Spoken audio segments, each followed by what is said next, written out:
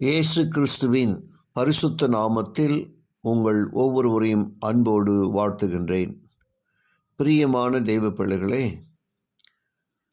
கடந்த 2-3 வாரங்களாக பரலோக தேவனுடைய சன்னிதானத்திலிருந்து நாம் பெற்றுக்கொண்ட நல்ல ஆலோசனைகளுக்காக ஸ்தோத்திரம். விசேஷவிதமாக குடும்பத்தை குறித்து, திருமண பந்தத்தை குறித்து, வெற்றிகரமான பிள்ளை வளர்ப்பை குறித்து பல காரியங்களிலிருந்து பரலோக தேவன் நமக்கு கொடுத்த நல்ல ஆலோசனைகளுக்காக ஸ்தோத்திரம். தொடர்ந்து 2 நாட்களாக புதிய ஒரு தொடரின் வழியாக பாறையா மணலா என்ற தலைப்பின் கீழாக நல்லதொரு ஆலோசனைகளை வேதம் நமக்கு கற்றுக் கொடுப்பதற்காய் ஆண்டவருக்கு நன்றி சொல்லுவோம். இந்த நாளிலும் கூட சரியான கோணத்திலிருந்து பார்த்தால் குடும்ப வாழ்விற்கும் கிறிஸ்துவ வாழ்விற்கும் அதிக வித்தியாசம் இல்லை என்பதை காண முடியும். தேவன் எவற்றை எதிர்பார்க்கிறார் என்பதை தெரிந்திருப்பதும், தேவன் எதிர்பார்த்தபடி வாழ்கிறோமா என்பதும் முற்றிலும் வெவ்வேறான விஷயங்கள். மலை பிரசங்கத்தின் மையப்பகுதியில் திருமணத்தில் புனிதத்தன்மை பளிச்சென சுட்டி காட்டினார். விபச்சாரம் செய்யாதிருப்பாயாக என்பது பூர்வத்தாருக்கு உரைக்கப்பட்டது என்று கேள்விப்பட்டிருக்கிறீர்கள். நான் உங்களுக்கு சொல்லுகிறேன், ஒரு ஸ்திரீயை இச்சையோடு பார்க்கிற எவனும் தன் இருதயத்தில் அவளோடு விபச்சாரம் செய்தாயிற்று என்று மத்தேயு 5ஆம் அதிகாரம் 27-28 வசனங்களிலே நாம் வாசிக்கின்றோம்.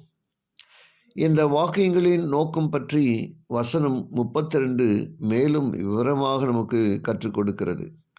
நான் உங்களுக்கு சொல்லுகிறேன், வேசித்தன முகாந்தாரத்தினால் ஒழிய தன் மனைவியை தள்ளி விடுகிறவன் அவளை விபச்சாரம் செய்ய பண்ணுகிறவனாய் இருப்பான்.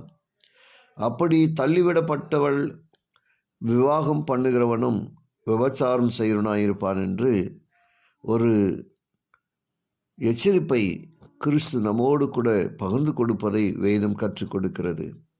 அன்புக்குரிய தேவஜனமே, திருமணம் நலமானதாக இருப்பதற்கான பொதுவான நேரி பற்றி பேசும்பொழுது 1 கொரிந்தியர் 13ஆம் அதிகாரம் 1-8 வசனங்களிலே தேவனுடைய ஏவுதலால் பவுல் கற்றுக் கொடுப்பது என்ன? நான் மனுஷர் பாஷைகளையும் தூதர் பாஷைகளையும் பேசினாலும் அன்பு எனக்கிராவிட்டால் சத்தமிடுகிற வெண்கலம் போலவும் ஓசையிடுகிற கைத்தாளம் போலவும் இருப்பேன்.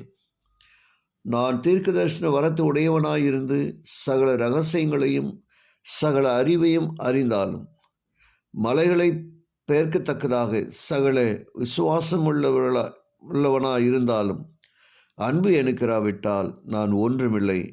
எனக்கு உண்டான யாவற்றையும் நான் அன்னதானம் பண்ணினாலும் என் சரீரத்தை சுட்டெரிக்க கொடுத்தாலும் அன்பு எனக்கிராவிட்டால் எனக்கு பிரயோஜனம் ஒன்றுமில்லை. அன்பு நீடி சாந்தமுள்ளது, தயவும் உள்ளது. அன்புக்கு பொறாமை இல்லை. அன்பு தன்னை புகழாது, இருமாப்பாயிராது, அயோக்கியமானது செய்யாது, தற்பொழுவை நாடாது, சினமடையாது, தீங்கு நினையாது, அநியாயத்தில் சந்தோஷப்படாமல் சத்தியத்தில் சந்தோஷப்படும், சகலத்தையும் தாங்கும், சகலத்தையும் விசுவாசிக்கும், சகலத்தையும் நம்பும், சகலத்தையும் சகிக்கும். அன்பு ஒரு காலம் ஒழியாது. ஜெபிப்போமா. கிருபையுள்ள நல்ல பிதாவே, உமக்கு நன்றி சொல்லுகிறோம். உம்முடைய வார்த்தைகளை கேட்டு ஒவ்வொருவரையும் ஆசீர்வதியும். இயேசுவின் வழியாக ஜெபிக்கிறேன் நல்ல பிதாவே, ஆமென்.